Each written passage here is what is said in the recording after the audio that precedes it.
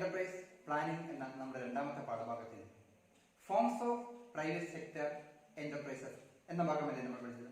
നിങ്ങൾ ഓർക്കുന്നുണ്ടാകും. ഏതൊക്കെ ഫോമിലുള്ള ബിസിനസ് സ്ഥാപനങ്ങളെ കുറിച്ച് നമ്മൾ പഠിച്ചു? ഒരു വ്യക്തി ഒറ്റയ്ക്ക് നടത്തുന്ന സ്ഥാപനം. എന്താണ് നമ്മൾ അതിന് പറഞ്ഞത്? Sole proprietorship. രണ്ടോ അതിലധികമോ ആൾക്കാർ ചേർന്ന് നടത്തുന്ന സ്ഥാപനം നമ്മൾ എന്ത് പറഞ്ഞു? പാർട്ട്ണർഷിപ്പ്. വലിയ വലിയ സ്ഥാപനങ്ങളെ കുറിച്ച്, ജോയിന്റ് സ്റ്റോക്ക് കമ്പനിയെ കുറിച്ച് നമ്മൾ പറഞ്ഞു. ഇങ്ങനെ 3 രൂപത്തിലുള്ള പ്രൈവറ്റ് സെക്ടർ എന്റർപ്രൈസുകളെ കുറിച്ച് നമ്മൾ പഠിച്ചു കഴിഞ്ഞു. അവയുടെ ഫീച്ചേഴ്സ് നമുക്കറിയാം, അവരുടെ മെറിറ്റ്സ് അറിയാം, ഡിമെറിറ്റ്സ് അറിയാം. ഇന്ന് നമ്മൾ നമ്മുടെ ക്ലാസ്സിൽ ചർച്ച ചെയ്യാൻ പോകുന്നത് 4ാമത്തെ ഫോമായ ബിസിനസ് ഓർഗനൈസേഷൻ, അതായത് കോപ്പറേറ്റീവ് സൊസൈറ്റിയെ കുറിച്ചാണ്. എന്താണ് ഒരു സഹകരണ സംഘം? നിങ്ങൾ ഇതിനു മുൻപ് സഹകരണ സംഘങ്ങൾ കണ്ടിട്ടുണ്ടോ? നമ്മുടെ വീട്ടിൽ നിന്ന് നമ്മൾ പുറത്തേക്ക് ഇറങ്ങുമ്പോൾ നമ്മുടെ നാട്ടിൽ ധാരാളം ബിസിനസ് ഓർഗനൈസേഷൻ നമുക്ക് കാണാൻ കഴിയും. ഉദാഹരണത്തിന് ക്ഷീരോത്പാദക സഹകരണ സംഘം, milk producers cooperative society, cooperative കോളേജുകൾ, കോപ്പറേറ്റീവ് ബാങ്കുകൾ, കോപ്പറേറ്റീവ് മാർക്കറ്റിംഗ് സൊസൈറ്റികൾ, കൺസ്യൂമർ കോപ്പറേറ്റീവ് സൊസൈറ്റികൾ. ഇങ്ങനെ നിരവധി സഹകരണ സംഘ രൂപത്തിലുള്ള സഹകരണ സംഘങ്ങളെ നമുക്ക് കാണാൻ സാധിക്കുന്നുണ്ട്. ഈ ഓരോ സഹകരണ സംഘങ്ങളും പ്രവർത്തിക്കുന്നത് കോപ്പറേറ്റീവിന്റെ പ്രിൻസിപ്പിൾസ് അനുസരിച്ചായിരിക്കും, അടിസ്ഥാന തത്വങ്ങൾ അനുസരിച്ചായിരിക്കും. ഇന്ന് നമ്മൾ ചർച്ച ചെയ്യുന്നത് ഈ കോപ്പറേറ്റീവ് സൊസൈറ്റികൾ, അവരുടെ ഫീച്ചേഴ്സ് എന്താണ്, ആ കോപ്പറേറ്റീവ് സൊസൈറ്റികൾ എങ്ങനെയാണ് നമുക്ക് രൂപീകരിക്കാൻ കഴിയുന്നത്, അതിന്റെ നിയമപരമായ കടമ്പകൾ എന്തൊക്കെ കടക്കാനുണ്ട് എന്ന കാര്യത്തെക്കുറിച്ചൊക്കെ നമുക്ക് ചർച്ച ചെയ്യാം. ആദ്യമായിട്ട് ഈ കോപ്പറേറ്റീവ് സൊസൈറ്റി എന്ന് പറയുന്ന പദം അത് എവിടെ നിന്നാണ് ഉത്ഭവിച്ചത് എന്ന് നോക്കാം. The term cooperative society is derived from the Latin word coopere, C-O-O-P-E-R-A-R-E, coopere. Co means with, operare means work. So cooperative society means work together. A group of persons voluntarily associate together, working together for the purpose of promotion of the economic interest of themselves. അവരവരുടെ സാമ്പത്തിക താല്പര്യങ്ങൾ സംരക്ഷിക്കണം എന്ന ലക്ഷ്യത്തോടുകൂടി for the promotion of the economic interest of themselves, they join together, they come together and work together. അങ്ങനെ ഒരൊറ്റ ലക്ഷ്യത്തിന് വേണ്ടി, അവരുടെ സാമ്പത്തിക താല്പര്യങ്ങൾ സംരക്ഷിക്കണം എന്ന ലക്ഷ്യത്തിന് വേണ്ടി ഒരുമിച്ച് ചേർന്ന് ഒരു സൊസൈറ്റി ഉണ്ടാക്കുന്നതിനെയാണ് നമ്മൾ കോപ്പറേറ്റീവ് സൊസൈറ്റി എന്ന് പറയുന്നത്. ഒന്നുകൂടി പറയാം. The term cooperative society is derived from the Latin word. സാധാരണ എല്ലാ പദങ്ങളും ഒന്നുകിൽ ലാറ്റിൻ വേർഡ് അല്ലെങ്കിൽ ഫ്രഞ്ച് വേർഡ്, ഇറ്റാലിയൻ വേർഡ് എന്നാണ് ഉത്ഭവിച്ചിട്ടുള്ളത്. ഇതിനു മുൻപ് ചെറിയ ക്ലാസ്സുകളിലൊക്കെ നിരവധി പദങ്ങൾ നമ്മൾ പഠിച്ചത്. ഇവിടെ കോപ്പറേറ്റീവ് സൊസൈറ്റി എന്ന് പറയുന്ന പദവും ഉത്ഭവിച്ചിരിക്കുന്നത് ലാറ്റിൻ വേർഡിൽ നിന്നാണ്. ലാറ്റിൻ വേർഡായ കോ ഓപ്പററി. കോ എന്ന് പറഞ്ഞാൽ വിത്ത്, ഓപ്പററി എന്ന് പറഞ്ഞാൽ വർക്ക്. അപ്പൊ കോപ്പററി means work together. Cooperative principle അടിസ്ഥാനത്തിൽ, കോപ്പറേറ്റീവ് തത്വങ്ങളുടെ അടിസ്ഥാനത്തിൽ, എന്താണ് കോപ്പറേറ്റീവ് തത്വം? Self help and mutual help. Self help and mutual help. Self help സ്വയം സഹായിക്കുക, മ്യൂച്വൽ ഹെൽപ്പ് പരസ്പരം സഹായിക്കുക. അപ്പൊ സ്വയം സഹായിക്കുക, പരസ്പരം സഹായിക്കുക എന്ന തത്വത്തിന്റെ അടിസ്ഥാനത്തിൽ ഒരുമിച്ച് ചേർന്ന് രൂപീകരിക്കുന്ന സംഘങ്ങളെയാണ് കോപ്പറേറ്റീവ് സൊസൈറ്റി എന്ന് പറയുന്നത്. എന്തായിരിക്കും ഈ കോപ്പറേറ്റീവ് സൊസൈറ്റിയുടെ ലക്ഷ്യം? The objectives of the cooperative society is to promote the economic interest of the members.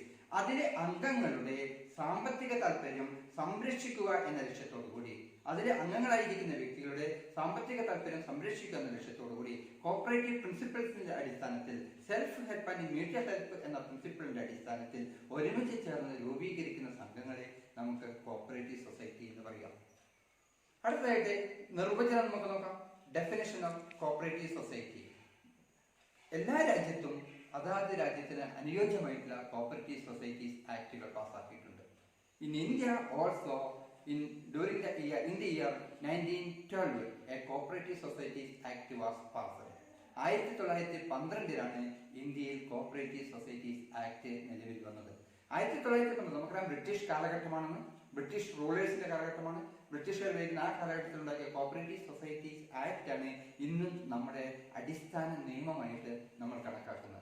അതിനുശേഷം ഓരോ സംസ്ഥാനങ്ങളും അവരവരുടേതായ സഹകരണ സംഘ നിയമങ്ങൾ ഉണ്ടാക്കിയിട്ടുണ്ട്.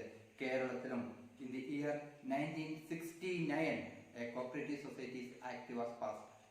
കേരളത്തിൽ കോപ്പറേറ്റീവ് സൊസൈറ്റീസ് ആക്ട് പാസ്സാക്കിയത് 1969 എങ്കിലും ഇതിന്റെ ബേസിക് നിയമം, അടിസ്ഥാന നിയമം എന്ന് പറയുന്നത് 1912 ഇന്ത്യൻ കോപ്പറേറ്റീവ് സൊസൈറ്റീസ് ആക്ട് തന്നെയാണ്. അപ്പൊ ഇന്ത്യൻ കോപ്പറേറ്റീവ് സൊസൈറ്റീസ് ആക്ടിലെ section 4 of the Indian cooperative societies act, Indian cooperative societies ആക്ടിലെ വകുപ്പ് 4 കോപ്പറേറ്റീവ് സൊസൈറ്റിയെ നിർവഹിച്ചിരിക്കുന്നത്. Cooperative society is a society which has its objectives for the promotion of the economic interest of its members in accordance with the cooperative principles. അതായത് 1904 cooperative societies ആക്ടിൽ section 4 പ്രകാരം അതിലെ അംഗങ്ങളുടെ സാമ്പത്തിക താല്പര്യങ്ങൾ സംരക്ഷിക്കുക എന്ന ലക്ഷ്യത്തോടുകൂടി കോപ്പറേറ്റീവ് പ്രിൻസിപ്പിൾസിന്റെ അടിസ്ഥാനത്തിൽ, കോപ്പറേറ്റീവ് തത്വങ്ങളുടെ അടിസ്ഥാനത്തിൽ സാമ്പത്തിക താല്പര്യങ്ങൾ സംരക്ഷിക്കുക എന്ന ലക്ഷ്യത്തോടുകൂടി രൂപീകരിക്കുന്ന സംഘങ്ങളെയാണ് കോപ്പറേറ്റീവ് സൊസൈറ്റി എന്ന് ഇവിടെ പറയുന്നത്. ഇപ്പോൾ നമ്മൾ കോപ്പറേറ്റീവ് സൊസൈറ്റി എന്താണ് എന്ന് പഠിച്ചു. ഡെഫിനേഷൻ ഒരിക്കൽ കൂടി പറയാം. Cooperative society A society which has its objectives of promotion of the economic interest of its members in accordance with the cooperative principles. നമ്മൾ ഓർത്തിരിക്കണം, സഹകരണ തത്വങ്ങളുടെ അടിസ്ഥാനത്തിൽ അതിലെ അംഗങ്ങളുടെ സാമ്പത്തിക താല്പര്യം സംരക്ഷിക്കാൻ വേണ്ടി രൂപീകരിക്കുന്ന സംഘങ്ങളെയാണ് 1912 കോപ്പറേറ്റീവ് സൊസൈറ്റീസ് ആക്ട് പ്രകാരം ഒരു സൊസൈറ്റി എന്ന് പറയുന്നത്. ഇനി ഈ കോപ്പറേറ്റീവ് സൊസൈറ്റിയുടെ ഫീച്ചേഴ്സ് എന്തൊക്കെയാണെന്ന് നോക്കാം. ആദ്യമായിട്ട് it is a voluntary association of persons. നിങ്ങൾ ഈ പറഞ്ഞ് കേട്ടിട്ടുണ്ടല്ലോ, വോളണ്ടറി അസോസിയേഷൻ. എന്താണ് വോളണ്ടറി അസോസിയേഷൻ എന്ന് പറഞ്ഞാൽ? സ്വമേധയ രൂപീകരിക്കുന്ന സംഘമാണ്. ആരുടെയും കമ്പൽഷൻ ഇല്ല, ആരുടെയും ഇൻഫ്ലുവൻസ് ഇല്ല. നമ്മൾ കഴിഞ്ഞ ക്ലാസ്സിൽ ജോയിന്റ് സ്റ്റോക്ക് കമ്പനി പഠിച്ചപ്പോൾ ജോയിന്റ് സ്റ്റോക്ക് കമ്പനിയുടെ ഒരു ഫീച്ചർ ആയിരുന്നു voluntary association. A voluntary association means there is no compulsion, there is no influence. Everyone can come and leave the organization at any time. ആരും നമ്മളെ നിർബന്ധിക്കില്ല, ആരും നമ്മളെ പ്രലോഭിക്കില്ല. നിങ്ങൾ വന്ന് മെമ്പർഷിപ്പ് എടുക്കണമെന്ന് ആവശ്യപ്പെടില്ല. നമുക്ക് എപ്പോൾ വേണമെങ്കിലും മെമ്പർഷിപ്പ് എടുക്കാം, എപ്പോൾ വേണമെങ്കിലും പോകാം. ബട്ട് ദ ഷെയർസ് നമുക്ക് ട്രാൻസ്ഫർ ചെയ്യാനുള്ള ഒരു അധികാരം ഇല്ല. It can be surrendered to the society, സൊസൈറ്റിക്ക് തിരിച്ചേൽപ്പിക്കാം. But it cannot be transferred from one person to another person. Joint stock company പഠിച്ചപ്പോൾ നിങ്ങൾ പഠിച്ചിട്ടുണ്ടാവും, shares can be freely transferable. ഒരു വ്യക്തിക്ക് അദ്ദേഹത്തിന് വേണ്ട എന്ന് തോന്നുന്ന സമയത്ത് അദ്ദേഹത്തിന്റെ കയ്യിലുള്ള ഷെയറുകൾ മറ്റൊരു വ്യക്തിക്ക് ട്രാൻസ്ഫർ ചെയ്യാവുന്നതാണ്. പക്ഷേ കോപ്പറേറ്റീവ് സൊസൈറ്റിയെ സംബന്ധിച്ചിടത്തോളം the shares are not transferable. One can surrender his share. അദ്ദേഹത്തിന്റെ ഷെയർ വേണമെങ്കിൽ സൊസൈറ്റിയെ തിരിച്ചേൽപ്പിച്ച് അദ്ദേഹത്തിന് സൊസൈറ്റിയിൽ നിന്നും അംഗത്വം വേണ്ട എന്ന് വെക്കാൻ കഴിയും. പക്ഷെ മറ്റൊരാൾക്ക് ട്രാൻസ്ഫർ ചെയ്യാനുള്ള അധികാരം ആ മെമ്പർക്ക് ലഭിക്കുന്നില്ല. അപ്പൊ ആദ്യത്തെ ഫീച്ചർ എന്ന് പറഞ്ഞാൽ it is A voluntary association. The second feature of a cooperative society is democratic management. എന്താ ഡെമോക്രാറ്റിക് മാനേജ്മെന്റ് എന്ന് പറഞ്ഞാൽ? ജനാധിപത്യമായ മാനേജ്മെന്റ് ആണ്. ഒരു കമ്പനി പഠിച്ച സമയത്ത് നമ്മൾ പഠിച്ചത് ഡെമോക്രാറ്റിക് മാനേജ്മെന്റ്. കോപ്പറേറ്റീവ് സൊസൈറ്റിയിലും democratic management. The management of a cooperative society is vested in the hands of board of directors. ഒരു കോപ്പറേറ്റീവ് സൊസൈറ്റിയുടെ മാനേജ്മെന്റ് അതിലെ ബോർഡ് ഓഫ് ഡയറക്ടേഴ്സിലാണ് നിക്ഷിപ്തമായിരിക്കുന്നത്. These board of directors are elected by the general body. ഈ board of ഡയറക്ടേഴ്സിനെ തിരഞ്ഞെടുക്കുന്നത് പൊതുജനങ്ങളാണ്, അതിലെ അംഗങ്ങളാണ്. അംഗങ്ങളെല്ലാം ചേർന്നതിന് ശേഷം ഇലക്ഷൻ ബേസിലാണ്, തെരഞ്ഞെടുപ്പ് രീതിയിലാണ് അതിലെ ബോർഡ് ഓഫ് ഡയറക്ടേഴ്സിനെ തിരഞ്ഞെടുക്കുന്നത്. പക്ഷെ ജോയിന്റ് സ്റ്റോക്ക് കമ്പനിയും കോപ്പറേറ്റീവ് സൊസൈറ്റിയും തമ്മിലുള്ള വ്യത്യാസം, in the case of a joint stock company, the voting right is depending upon the number of shares held by them. ഒരു വ്യക്തി എത്ര ഷെയർ കൈവശം വെച്ചിട്ടുണ്ട് എന്നതിനെ അടിസ്ഥാനമാക്കിയായിരിക്കും ജോയിന്റ് സ്റ്റോക്ക് കമ്പനിയിലെ വോട്ടവകാശം വരുന്നത്. അതേ സമയത്ത് in the case of a cooperative society, the principle is one man one vote. One man one vote. ഒരു വ്യക്തിക്ക് ഒരു വോട്ടവകാശമാണ് ഉണ്ടാവുക, irrespective of shares held by. എത്ര ഷെയർ കൈവശം വെച്ചാലും, എത്ര ഷെയർ അദ്ദേഹം വാങ്ങിയിട്ടുണ്ടെങ്കിലും അദ്ദേഹത്തിന് ഒരു വോട്ടവകാശം മാത്രമേ ഉണ്ടാവുള്ളൂ. അതാണ് കോപ്പറേറ്റീവ് സൊസൈറ്റിയും ജോയിന്റ് സ്റ്റോക്ക് കമ്പനിയും തമ്മിലുള്ള രണ്ടാമത്തെ ഡിഫറൻസ് ആയിട്ട് നമുക്ക് പറയാൻ കഴിയുക. Joint stock company the voting right is depending upon the number of shares held by them. അവർ കൈവശം വെച്ചിരിക്കുന്ന ഷെയറിന്റെ അടിസ്ഥാനത്തിൽ വോട്ടവകാശം കൂടാനും വോട്ടവകാശം കുറയാനുമുള്ള സാധ്യതയുണ്ട്. But in the case of a cooperative society, the voting right means the principle of cooperative society is that one man one vote. Irrespective of the shares held by. എത്ര ഷെയർ കൈവശം വെച്ച വ്യക്തിയായിരുന്നാലും അദ്ദേഹത്തിന് കിട്ടുന്ന വോട്ടവകാശം എന്ന് പറയുന്നത് ഒരു വോട്ട് മാത്രമായിരിക്കും. One man one vote is the principal in the case of a cooperative society. മൂന്നാമത്തെ ഫീച്ചറായിട്ട് നമ്മൾ പറയുന്നത് സർവീസ് മോട്ടീവ്. നമുക്കറിയാം, ഏതൊരു ബിസിനസ് ഓർഗനൈസേഷൻ ആയാലും ഏതൊരു ബിസിനസ് സ്ഥാപനമായാലും ആ ബിസിനസ് സ്ഥാപനത്തിന്റെയൊക്കെ ലക്ഷ്യം എന്തായിരിക്കും? എന്തിനു വേണ്ടിയിട്ടാണ് നമ്മൾ ബിസിനസ് തുടങ്ങുന്നത്? നമ്മൾ തുടങ്ങുന്ന ബിസിനസ് ലാഭമുണ്ടാക്കുക, പ്രോഫിറ്റ് ഏൺ ചെയ്യുക, earning profit and maximising profit. ലാഭമുണ്ടാക്കുക, ലാഭം വർദ്ധിപ്പിക്കുക എന്നതായിരിക്കും എല്ലാ ബിസിനസ് സ്ഥാപനത്തിന്റെയും ലക്ഷ്യം. അതേസമയത്ത് ഒരു കോപ്പറേറ്റീവ് സൊസൈറ്റിയെ സംബന്ധിച്ചിടത്തോളം ലാഭം ഉണ്ടാക്കുകയല്ല അവരുടെ ലക്ഷ്യം. Their objective is to rendering service to its members rather than making profit. ലാഭമുണ്ടാക്കുക എന്നതിനേക്കാൾ ഉപരി അംഗങ്ങൾക്ക് സേവനം ചെയ്യുക എന്നതായിരിക്കും ഒരു കോപ്പറേറ്റീവ് സൊസൈറ്റിയുടെ ലക്ഷ്യം. അതാണ് ഒരു കോപ്പറേറ്റീവ് സൊസൈറ്റിയെ മറ്റ് ബിസിനസ് സ്ഥാപനങ്ങളിൽ നിന്നും വ്യത്യസ്തമാക്കുന്നത്. മറ്റേതൊരു ബിസിനസ് സ്ഥാപനം നമ്മൾ എടുത്താലും ആ ബിസിനസ് സ്ഥാപനത്തിന്റെയൊക്കെ ലക്ഷ്യം എന്ന് പറയുന്നത് ഏണിംഗ് പ്രോഫിറ്റ് ആയിരിക്കും. കോപ്പറേറ്റീവ് സൊസൈറ്റിയെ സംബന്ധിച്ചിടത്തോളം ലാഭം ഉണ്ടാക്കുകയല്ല അവരുടെ ലക്ഷ്യം. അവരുടെ ലക്ഷ്യം എന്തായിരുന്നു? സർവീസ് മോട്ടീവാണ്. Rendering service to its members. അതിലെ അംഗങ്ങൾക്ക് സേവനം ചെയ്ത് കൊടുക്കുക എന്നതാണ് അവരുടെ ലക്ഷ്യമായിട്ട് പറയുന്നത്. ഇപ്പോൾ നമ്മൾ 3 ഫീച്ചേഴ്സ് പഠിച്ചു കഴിഞ്ഞു. ഒന്ന്, വോളണ്ടറി അസോസിയേഷൻ, സ്വമേധയാ രൂപീകരിക്കുന്നു, ആരും നമ്മളെ നിർബന്ധിക്കുന്നില്ല. There is no compulsion, there is no influence, ആരും നമ്മളെ നിർബന്ധിച്ച് മെമ്പറാക്കുന്നില്ല, അംഗമാക്കുന്നില്ല. രണ്ടാമത് നമ്മൾ പറഞ്ഞു ഡെമോക്രാറ്റിക് മാനേജ്മെന്റ്, ജനാധിപത്യ രീതിയിലുള്ള നിയന്ത്രണമാണ്. ഒരു കോപ്പറേറ്റീവ് സൊസൈറ്റിയുടെ മാനേജ്മെന്റ് എന്ന് പറയുന്നത് അവർ ബോർഡ് ഓഫ് ഡയറക്ടേഴ്സിലാണ് നിക്ഷിപ്തമായിരിക്കുന്നത്, ഡയറക്ടർ ബോർഡിലാണ് നിക്ഷിപ്തമായിരിക്കുന്നത്. ഈ ഡയറക്ടർ ബോർഡിനെ തിരഞ്ഞെടുക്കുന്നത് അതിലെ അംഗങ്ങളായിരിക്കും. എലക്ഷൻ ബേസിലാണ്. ആ എലക്ഷൻ ബേസിൽ തിരഞ്ഞെടുക്കുമ്പോൾ അംഗങ്ങൾക്ക് ഒരു വോട്ടവകാശം മാത്രമേ ഉള്ളൂ. അതാണ് ഡെമോക്രാറ്റിക് മാനേജ്മെന്റ് പ്രത്യേകിച്ചും ഓർക്കേണ്ടത്. One man one vote is the principal in a cooperative society irrespective of shares held by them. എത്ര ഷെയർ കൈവശം വെച്ചിരിക്കുന്ന വ്യക്തി ആയിക്കൊള്ളട്ടെ, അയാൾക്കും ഒരു വോട്ടവകാശം മാത്രമേ ഉണ്ടാവുകയുള്ളൂ. അങ്ങനെ തിരഞ്ഞെടുക്കപ്പെടുന്ന ഡയറക്ടർ അംഗങ്ങൾ കൂടുന്ന ബോർഡ് ഓഫ് ഡയറക്ടേഴ്സിന്റെ കയ്യിലായിരിക്കും കോപ്പറേറ്റീവ് സൊസൈറ്റിയുടെ ഭരണനിർവഹണം ഉണ്ടായിരിക്കുന്നത്. അതാണ് ഡെമോക്രാറ്റിക് മാനേജ്മെന്റ്. മൂന്നാമത് നമ്മൾ പറഞ്ഞ സർവീസ് മോട്ടീവ്. ഏതൊരു ബിസിനസ് ഓർഗനൈസേഷന്റെയും ആത്യന്തികമായ ലക്ഷ്യം എന്ന് പറയുന്നത് the objective of every business organisation is to earning profit and maximising profit. Earning profit and maximising profit. But in the case of a cooperative society, its objective is not to earning profit. Its objective is to rendering services. ഒരു സൊസൈറ്റിയുടെ objective എന്ന് പറയുന്നത് service motive ആയിരിക്കും, സേവനം ചെയ്യുക എന്നായിരിക്കും. Rendering service to its members rather than making profit. ലാഭം ഉണ്ടാക്കുക എന്നതിനേക്കാൾ ഉപരി അംഗങ്ങൾക്ക് സേവനം ചെയ്യുക എന്നതായിരിക്കും അവരുടെ ലക്ഷ്യം. നാലാമത്തെ ഫീച്ചറായിട്ട് നമ്മൾ പറയുന്നു capital and it's distribution. Capital എന്ന് പറയുമ്പോൾ ഒരു കോപ്പറേറ്റീവ് സൊസൈറ്റിയുടെ പ്രവർത്തനത്തിന് ആവശ്യമായ മൂലധനം അതിലെ അംഗങ്ങൾ തന്നെയാണ് കൊണ്ടുവരുന്നത്. ഒരു ജോയിന്റ് സ്റ്റോക്ക് കമ്പനി നമുക്കറിയാം, the capital of the company is divided into equal value, or each value is known, equal value of units, each value is known as shares. അതുപോലെ കോപ്പറേറ്റീവ് സൊസൈറ്റിയിലും ഷെയർസ് ഉണ്ടാകും. ഈ ഷെയർസ് അംഗങ്ങൾ purchase ചെയ്യുന്നു. അംഗങ്ങൾ ഷെയറായിട്ട് കൊണ്ടുവരുന്ന തുകയായിരിക്കും അതിന്റെ capital എന്ന് പറയുന്നത്. കോപ്പറേറ്റീവ് സൊസൈറ്റി ക്യാപിറ്റൽ എന്ന് പറയുന്നത് ഷെയറുകളാണ്. ഈ ഷെയറുകൾ പൊതുജനങ്ങൾ വാങ്ങുന്നു, അതിലെ അംഗങ്ങൾ വാങ്ങുന്നു. ഷെയർ വാങ്ങുന്ന വ്യക്തികളൊക്കെ കോപ്പറേറ്റീവ് സൊസൈറ്റിയിലെ അംഗങ്ങളായി മാറുകയാണ്. കോപ്പറേറ്റീവ് സൊസൈറ്റിയെ സംബന്ധിച്ചിടത്തോളം ക്യാപിറ്റൽ ഒരു ലിമിറ്റേഷൻ ഉണ്ട്.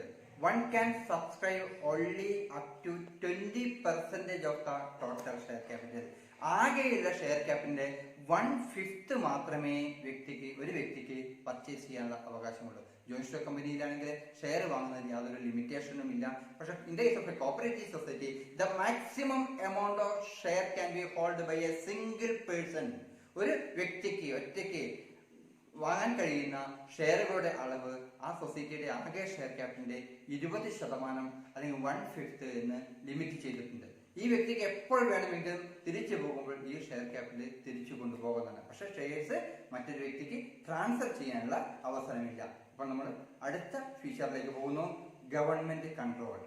In India the cooperative societies are controlled by the government. ഇന്ത്യയിലെ കോപ്പറേറ്റീവ് സൊസൈറ്റികൾ മുഴുവൻ ഗവൺമെന്റിന്റെ നിയന്ത്രണത്തിലാണ്.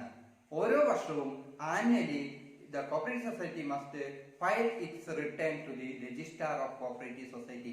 Registrar of Cooperative Society എന്ന് പറയുന്ന ഒരു ഓഫീസറെ ഗവൺമെന്റ് അപ്പോയിന്റ് ചെയ്തിട്ടുണ്ട്. ആ വ്യക്തിക്ക് എല്ലാ വർഷവും കണക്കുകൾ ബോധിപ്പിക്കുവാൻ സൊസൈറ്റി ബാധ്യസ്ഥരാണ്. അതുകൊണ്ട് ഇന്ത്യയിലെ കോപ്പറേറ്റീവ് സൊസൈറ്റികളൊക്കെ ഗവൺമെന്റ് കൺട്രോളിലുള്ള കോപ്പറേറ്റീവ് സൊസൈറ്റീസ് ആണ്. അവസാനത്തെ ഫീച്ചർ ആയിട്ട് പറയാം distribution of surplus. We know that after completing 1 year either profit or loss may arise. Profit ആണ് ഉള്ളതെങ്കിൽ, ലാഭമാണ് ഉള്ളതെങ്കിൽ, നമുക്കറിയാം കമ്പനിയെ സംബന്ധിച്ചിടത്തോളം ലാഭമുണ്ടെങ്കിൽ ആ ലാഭം അംഗങ്ങൾക്ക് ഡിവിഡൻഡ് ആയിട്ട് കൊടുക്കുന്നുണ്ടാവും. അതുപോലെ തന്നെ ഒരു കോപ്പറേറ്റീവ് സൊസൈറ്റിയിലും ലാഭം അംഗങ്ങൾക്ക് വിതരണം ചെയ്യും. വളരെ പരിമിതമായ ലാഭം മാത്രമായിരിക്കും വിതരണം ചെയ്യുക. ലാഭം മുഴുവൻ വിതരണം ചെയ്യില്ല. കുറച്ച് ലാഭം മാത്രം അംഗങ്ങൾക്ക് ഡിവിഡൻഡ് ആയിട്ട് കൊടുക്കുകയും ബാക്കി വരുന്ന പ്രോഫിറ്റിനെ ദ സർപ്ലസ് പ്രോഫിറ്റ് എന്ന് വേണമെങ്കിൽ നമുക്ക് പറയാം.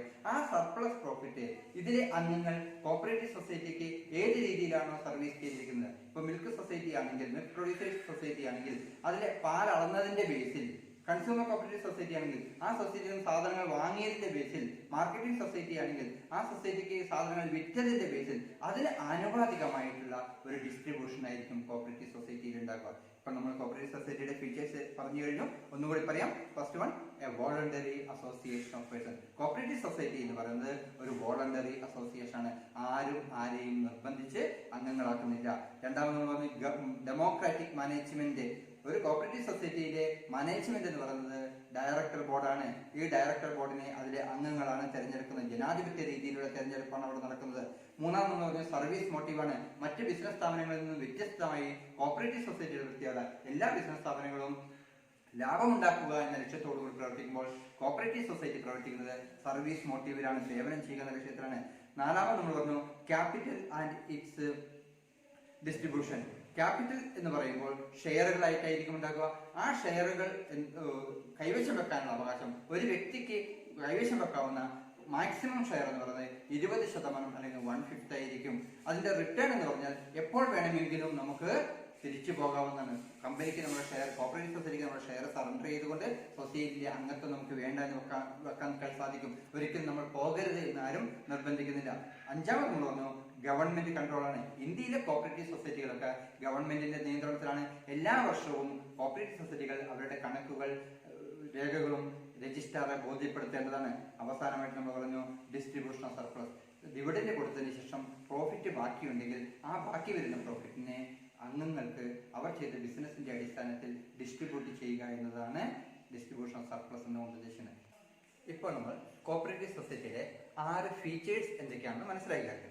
ഇനി നമുക്ക് ഒരു കോപ്പറേറ്റീവ് സൊസൈറ്റി എങ്ങനെ രൂപീകരിക്കാം. നിങ്ങളിപ്പോൾ VHSC കോഴ്സിന് കഴിഞ്ഞ് പുറത്തു പോയതിനു ശേഷം നിങ്ങൾക്ക് എല്ലാവർക്കും കൂടി ചേർന്ന് ഒരു കോപ്പറേറ്റീവ് സൊസൈറ്റി രൂപീകരിക്കണമെങ്കിൽ അത് എങ്ങനെ രൂപീകരിക്കാം നോക്കാം.